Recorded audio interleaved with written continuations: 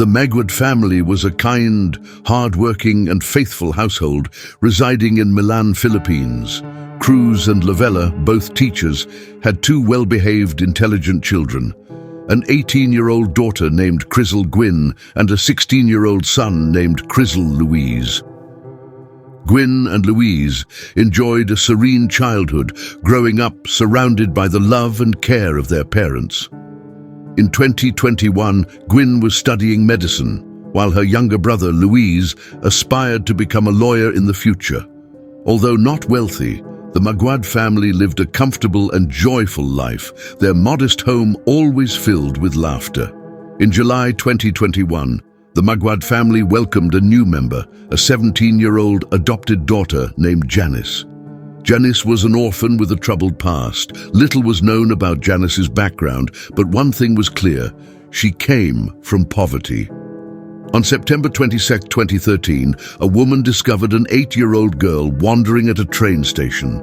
This girl was Janice Sebial. She claimed to have no parents and could not remember anything about her life prior to that moment.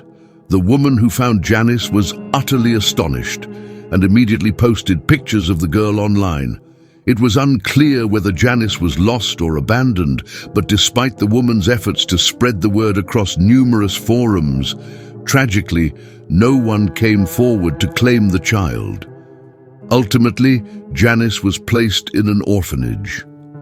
As time slipped by, Janice grew up and started working as a domestic helper from one house to another to make ends meet. In 2020, a couple with 2 young children hired Janice as their nanny. This couple was related to the Maguad family. At a family gathering, Janice met Gwyn for the first time. The 2 girls instantly became close friends. Janice, Gwyn, and Louise often posted dance videos together on TikTok, sharing hours of conversation without ever growing weary of each other. Then, curious, Gwyn and Louise asked Janice why she was not in school, but instead working. Janice sadly revealed that as an orphan she had no family and had been forced to endure hard labor day and night to survive. She had to wash, cook, clean, and was deprived of education. Janice's future was bleak, and she had no idea what lay ahead in her life. Gwyn hugged Janice tightly, feeling immense sympathy for her friend.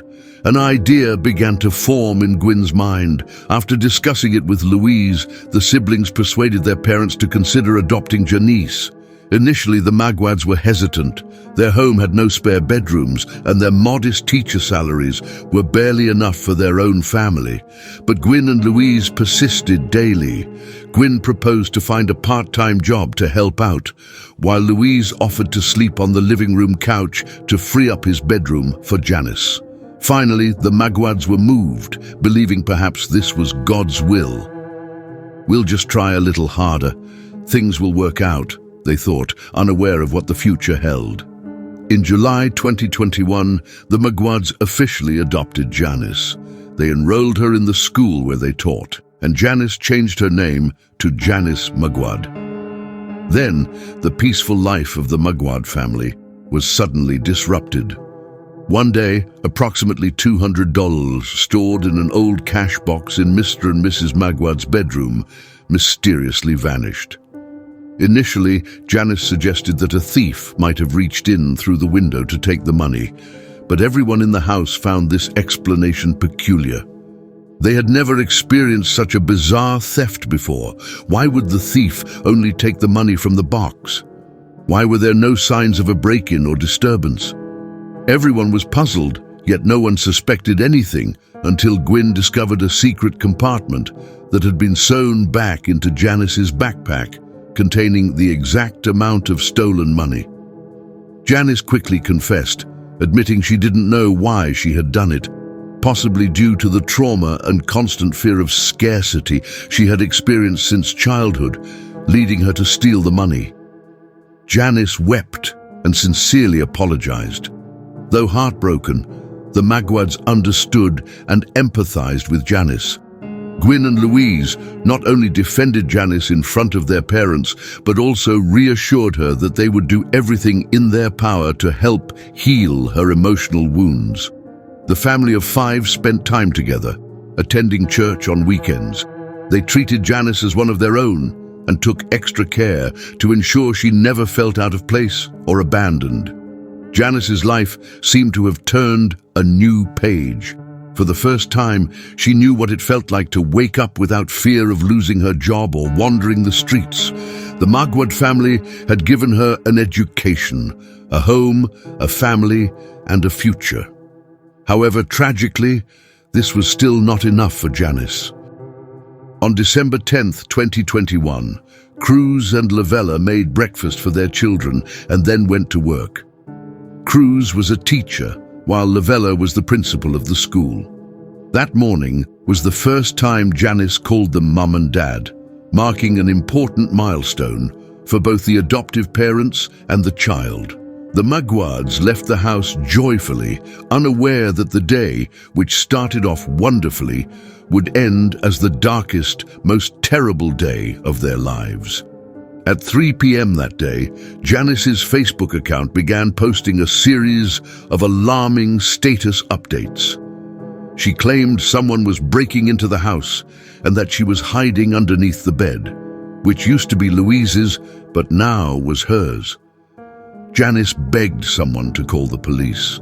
A colleague of Cruz saw these updates and hurriedly informed him. Cruz, who was fixing a classroom at the time, received the devastating news.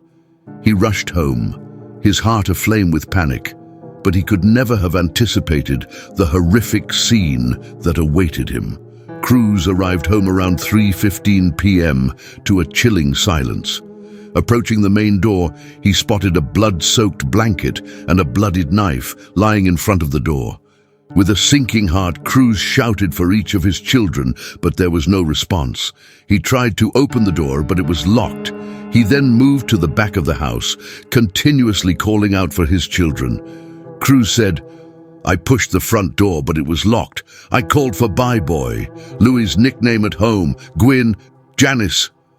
The house remained eerily quiet. Cruz went around to the back and entered through the kitchen door. As he walked into the living room, he discovered the bodies of his children lying in pools of blood, scattered with broken glass, a hammer, and a baseball bat. The stench of blood filled the air. Gwyn's body was covered in bruises and stab wounds, her body stiff and already attracting ants. Meanwhile, Louise was found tied up and gagged near the front door, his body also drenched in blood. Mr. Maguad, stricken with madness, wailed and clutched the bodies of his children. At that moment, Janice appeared, drenched not in blood but in water. Cruz Maguad hurried over to ask if Janice was hurt anywhere. He quickly realized Janice did not have a single scratch. Janice explained that she was taking a bath, so she did not hear him calling. She also recounted that 3 men had broken into the house and attacked the 3 siblings. She managed to run to her bedroom, lock the door, and hide under the bed. Janice explained that she took a bath after the attackers had left to calm down. Immediately after, Cruz called Lavella to inform her that their children were no more. Lavella screamed in agony, her legs gave way, and she felt as if her heart had been ripped out of her chest. Lavella blamed herself for not being at home to protect her children. If she had been there, perhaps her children would still be alive. The autopsy revealed Gwyn suffered 21 stab wounds, while Louise endured 51 cuts. They had been strangled and beaten with a hammer and baseball bat. Clearly, whoever the murderer was, it seemed they had unleashed their rage and hatred upon the 2 children. In the house, nothing was taken except for Gwyn's mobile phone. This further suggested that the murders were motivated by personal reasons rather than robbery. Gwyn and Louise were laid to rest on December 20th, 2021. Over 1,000 people attended to pay their respects. Meanwhile, the police continued their investigation. Nothing of value was stolen from the house.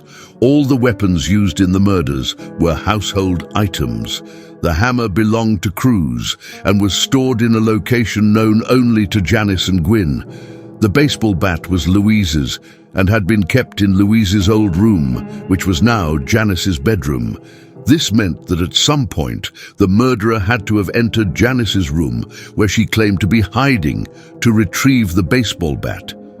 Despite their reluctance to suspect their adopted daughter Janice, the more Mr. and Mrs. Maguad thought about it, the more they found Janice's story to be riddled with inconsistencies. Why would the murderers leave Janice unscathed while brutally attacking and killing Gwyn and Louise? When Cruz Maguad arrived home at 3:15 p.m., only 15 minutes after Janice posted her plea for help, yet the bodies of Gwyn and Louise were already stiff, and ants had started to swarm over them. The autopsy results showed Gwyn and Louise had been killed around 2 p.m. that day. So why did Janice wait so long before seeking help? Why did she have her phone in hand but chose to post on Facebook instead of calling the police directly? And how could she take a bath after witnessing such a horrific crime? Somehow, Janice also had the time to change her Facebook name from Janice Maguad to JP just before posting her plea for help. Additionally, Janice claimed she had locked her door and hid under the bed. Yet the room was in disarray and there were bloodstains scattered across the floor. If the room had been locked from the beginning, how did the attackers get inside to take the baseball bat? Clearly, there were too many holes in her story. Investigators conducted a thorough search of the house and found an ID card belonging to a 17-year-old young man named Canedo in Janice's bedroom.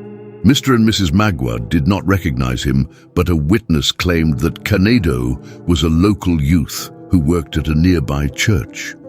Police also discovered a plastic bag in a stream close to the house, apparently discarded by the killers in hopes it would be carried away. Instead, it got caught on a branch. Inside was a set of Janice's blood-soaked clothes. However, the most shocking evidence was found on the baseball bat used to kill Louise and Gwyn, Janice's fingerprints. After hours of interrogation, Janice broke down and confessed. She admitted to orchestrating the murders of Gwyn and Louise, the very people who had pleaded with their parents to adopt her. She did not act alone. Janice revealed that Canedo, the 17-year-old church worker who had feelings for her, assisted her in carrying out the brutal plan. She had manipulated Canedo into helping her. Facebook messages between Janice and Canedo showed they had been planning the murders for 10 days. In these messages, Janice expressed her extreme hatred for Gwyn and requested Canedo's help in killing her. Janice told investigators she killed Gwyn out of jealousy, feeling that Mr. and Mrs. Maguad loved Gwyn more than her. However, Janice never explained why she also killed Louise. Many believe Janice wanted to eliminate all the Maguad children to become the sole recipient of their parents' attention and love. Around 2 p.m. on October 10th, Janice unlocked the door to let Canedo sneak into the house. After Canedo attacked, Gwyn ran outside, but then returned to save her brother and Janice, unaware that Janice was the actual monster. Janice admitted to personally killing Gwyn. As she was stabbed, Gwyn screamed, "This is just a dream, this is just a dream. I will still become a doctor. I don't know what I did wrong to you, Janice. I love you." After murdering Gwyn and Louise, Janice and Canedo showered, changed clothes, and placed their bloodied clothes in a plastic bag to dispose of them in the stream. Then, Janice fabricated a cry for help by posting the dark plea on Facebook. It only took 6 days for the authorities to close the case when they arrested Canedo. They also found Gwyn's mobile phone. Janice was promptly arrested, and both were sent to a juvenile detention facility. Janice was known to enjoy horror movies, specifically one about a family that adopts a child who turns out to be a serial killer. Many believe Janice might have drawn inspiration from this film. In a final twist, it turned out that Janice was not an orphan. Throughout her time with the Maguad family, she maintained contact with her biological parents. Janice is the daughter of Michelle Cebial and Juanito Cebial, who had been separated for many years. Janice also has 3 other siblings. On December 29th, 2021, Michelle and one of her daughters visited Cruz and Lavella. Michelle knelt down to apologize on behalf of her daughter, but Mr. and Mrs. Maguad warmly embraced her, asserting that it was not her fault. They harbored no resentment towards her, nor did they blame her for what had happened. Initially, Lavella wanted to forgive Janice because of her devout faith. She felt that Janice was a victim of poverty and lack of education, and must have suffered severe trauma in her childhood. However, her opinion changed when she saw Janice in court. Janice's eyes were cold, empty. Despite the horrific actions she had committed, she showed no remorse, felt no guilt, and never once apologized for her deeds. It was insane and horrifying that a 16-year-old girl, adopted by a loving and kind family, could commit such brutal murders. They treated her as their own flesh and blood, gave her everything, but in return, she took everything from them. In May 2022, Janice was sentenced to 31 years in prison, while Canedo received a 29-year sentence. The Maguads expressed their gratitude for the community's support after the darkest day of their lives. In August 2022, they opened a restaurant in memory of Gwyn and Louise. The menu featured the favorite dishes of their two children. Despite all they had endured, Mr. and Mrs. Maguad still possessed the strength and love to show kindness to everyone they met. They found solace in believing that they had raised two wonderful children, kind and full of love, even though their lives were tragically cut short. May the souls of Gwyn and Louise rest in peace, and may the broken and grieving hearts of Mr. and Mrs. Maguad find healing.